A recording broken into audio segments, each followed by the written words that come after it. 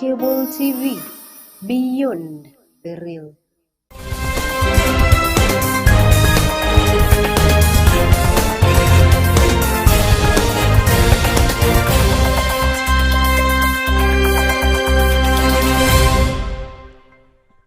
Good afternoon and welcome to today's broadcast here on Sky Cable TV Kenya. My name is Michelle Keretoh.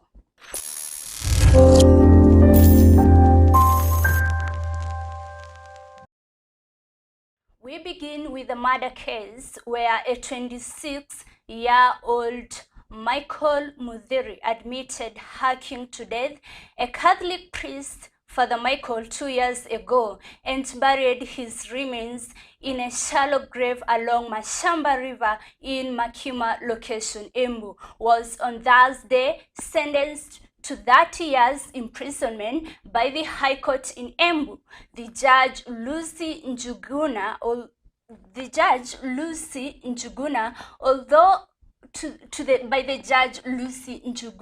although he pleaded with the court to be treated with kindness and mercy, as his lawyer Gwandai says that the man is not a cold-blooded murderer, but was taken advantage by being sodomized by the priest, of which the judge says that there was no justification of that. The family of the deceased is therefore happy that justice has been served by saying the priest was the only breadwinner of his family.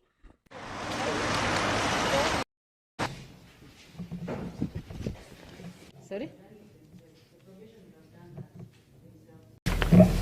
So the court has noted that the first accused person is a first offender.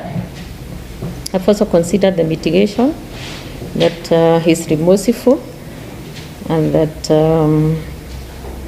it's alleged that he acted in anger, because that was not proved, and in grief. The accused prayed for mercy from the court, and he has urged the court to impose an unpunitive sentence. And he has also urged the court to be guided by the Moroteto case. An innocent life was lost through his heinous crime. There was no justification whatsoever for committing the offense. And even assuming that the deceased was sodomized as he alleged, he ought to have used the legal avenues open to him so that justice could be served, but he decided to take the law into his own hands. And I find that the circumstances under which this offense was committed calls for a severe and deterrent sentence.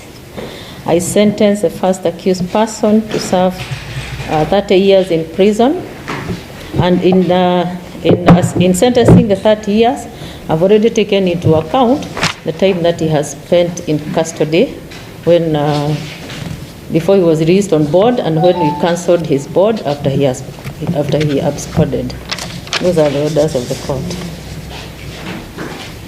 On the next, the Jomo Kenyatta University of Agriculture and Technology staff have declared to put down their tools by next week over delayed implementation, that's of 2017 to 2021 by the National Collective Bargaining Agreement.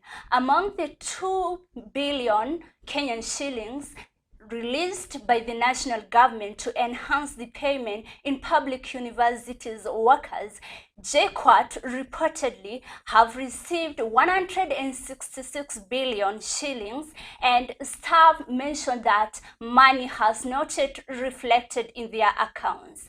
Despite the public universities having fully implemented this agreement, JKUAT alongside other universities like Egerton have not yet implemented this policy. Ati Jomoni broke. Through Minister of Education released 2 billion to all universities in Kenya, and out of the 35 universities, 25 universities have paid the right salaries using the 2 billion that was released. JKUAT is one of the universities that is not paying the right salary, and it got 166 million to pay that new salary. So the reason why they are not paying the new salary is the reason we are here, because we cannot, the government cannot release money and then the people continue to use money for other purposes. They are treating students very well.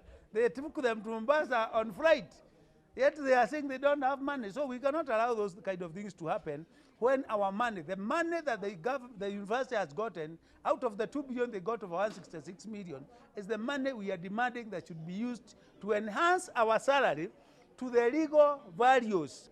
Unless this is done correctly by next week on Monday, then they will have no other option but to withdraw the labor.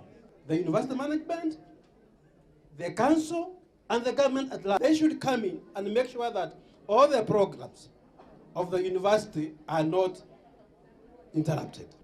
The difference between this university and those universities that are paid correctly, if we take, for example, grade 15, which is a grade of a professor, full professor in this university, is underpaid by close to 14,576. The policy of the government authorized that all public universities aren't the same.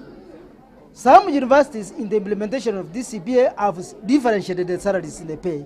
And that's why you can see these people are so agitated, they are so annoyed, they must be paid like their colleagues in other public universities. There's therefore no reason as to why this university can be an exception. Solidarity forever. Solidarity forever. Sport CS Amina Mohammed disbands FKF, where sports organization failed to adhere to proper corporate governance processes, including financial management. She says that the FKF has faced several governance issues which are of great concern to the government. So thank you very much for being here with us. I am joined by the Principal Secretary in the Ministry of Sports, Mr. Joe Okudo, and Mr. Mike Kimoko, who is the chairman of the task force that was set up on the 14th of October. And so on the 14th of October, I directed the Registrar of Sports to undertake an inspection of Football Kenya Federation pursuant to Section 52(1) of the Sports Act 2013, following an extended deterioration of the state of football management in our country. The Sports Act, as you know, allows the ministry to intervene in the management of sports organizations where a sports organization fails to adhere to proper corporate governance processes that include financial management. Over the past few years, the Football Kenya Federation has faced several governance issues that have been of great concern to the government. First, the Football Federation has failed to account for all the monies allocated to it by government. All potential beneficiaries from the fund have been trained on how to apply, utilize, and account for the funds. The beneficiaries are also aware that they are required to fully disclose any financial assistance received from other sponsors, both internal sponsors, and may I add, international ones as well. Football Kenya Federation has fallen short of this requirement, and I am glad that we also have the acting CEO of the Sports Fund here with us, who can corroborate that information. After 16 days of hard work, the task force appointed by the registrar delivered a report to her. The registrar, after going through the report, forwarded the same to my office with very clear recommendations. I will read out the recommendations that are in the report. The first recommendation is that DCI, NIS and EACC carry out further investigations to establish the extent to which the misappropriation of funds in FKF may have occurred, with a view to prosecuting those who may be found culpable. Second, the current officials of FKF be removed from office to pave way for further investigations pending conclusion. 3, a caretaker committee be appointed to manage the affairs of FKF for a period not exceeding 6 months. This has been successful in other jurisdictions in recent years, as you know. Countries such as Cameroon, Egypt, Ghana, and Chad, amongst others, have had caretaker committees in place.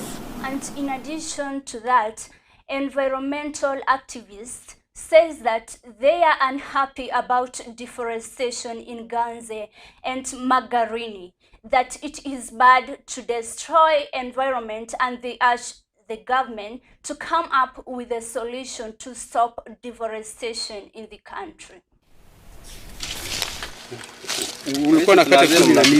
We are expanding as a population, and for example, a family who has 3 or 4 children, when they grow up and they become men or women, they're given a space in their homestead to start their families. And in this space, normally space is not a space with a tree or something, it's just a space. Maybe it had trees, and with that space, they cut down that space because he wants to create a house or he wants to create a farm so that he can start, planting, he's cultivating something. And this has increase the rate of deforestation in our Kenya. Tumeona sasa kiangazi kimekuwa kiko hali ya juu. Tunaona sasa kila mmoja anahangaika, si mnyama, si binadamu, kila mmoja anahangaika. Sasa imefikia mahali ambapo sasa ni lazima tuje pamoja. Pia tunahimiza serikali kupitia kwa waziri wa mazingira Tobiko uweze kuja na kuweza kushikana na wazee tuweze tutathmini haya mambo ya mazingira. Once kwa ile miti tutaikata, ujue na sisi tunajikatia kula. Kwa hivyo binadamu kadri unavyofanya, sisi tunaona tukukata miti tupate pesa ya leo, lakini tukumbuke tuna miaka mijayo 2, 3 tutakosa mvua na tutakosa kula. Kwa hivyo ni vitu muhimu sana tukae tuangalie haya mazingira na tupeane, pia tusomeshane, tuelimishane, tupate watu wajue maana ya hiyo miti na faida zake. Lastly, that today in Makueni County, during ODM leader Raila Odinga togetherness meeting, the residents of Makueni in the meeting said that they are hopeful that once Raila is elected as the president in the next general election, it will be easier for them, particularly the youths, to get loans to help them in their day-to-day lives, as they urge Raila to focus so much on the youth. Bwana Yesu asifiwe. Vijana ria. Vijana ria. Vijana tibim. Mimi naitwa kwa majina Alex Musela. Baba, asante sana. Umetuongelelea kwa ile maneno ya clearance ya maneno ya CRB. Sasa tunaweza enda pale tuchukue loan. Najua ungekuwa huko pale hatungechukua loan saa hii. Ukiangalia wale majuzi wako hapa saa hii wote almost 70% wako CRB ama namna gani? Lakini ziatuongelelea. Makofi tafadhali. Nataka baba nikuulize, kwa sababu najua utaingia the 5th president. Tafadhali tupewe the highest percentage. Sisi kama wana youth tumewekwa mbali sana. Tunataka ukiingia pale, si at least tupewe hata kama ni 60%. Ndio at least tukupiganie zaidi. Nataka niseme kila muda ikifika ambayo ni ya uchanguzi, there is always a story told on behalf of the youth. Creation of job. Kila saa unasikia mimi nikiingia pale nita make sure wanayouth wote wamefanya nini? Wamepata kazi. Ama namna gani? Idete hii ndangewa. Hataki story saa hii. Baba tafadhali ukiingia wacha kazi ipewe vijana. Ama namna gani? Ama namna gani? Tuko na youth empowerment. Wacha niongelee ile kit. Nimesikia mwingine ameongelea kit ambayo ni ya wazee.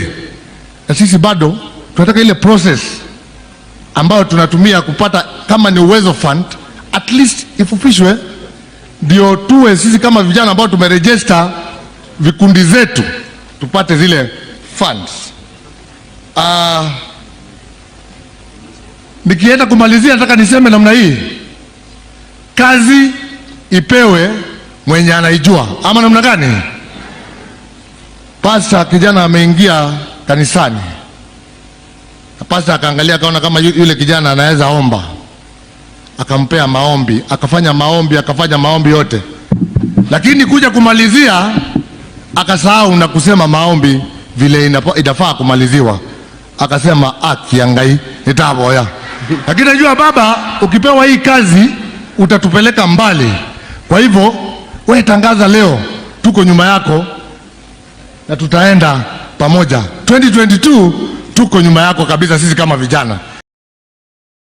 We have come to the end of our today's broadcast. I am Michelle Keretoh, and thank you for being our active viewer. Remember, this is Sky Cable TV Kenya. Don't forget to like, subscribe, and comment on our channel across all our social media handles. See you the next day.